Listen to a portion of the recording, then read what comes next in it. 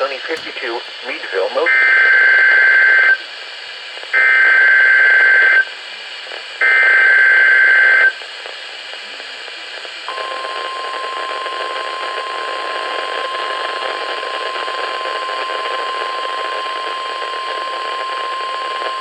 This is the National Weather Service Office in State College, Pennsylvania.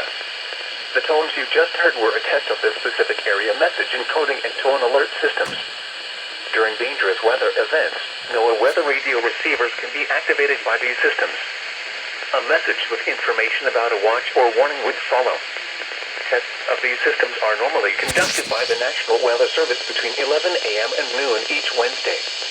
If there is a threat of severe weather, the test may be postponed until the next good weather day. Repeating, this was a test of the specific area message encoding and tone alert systems.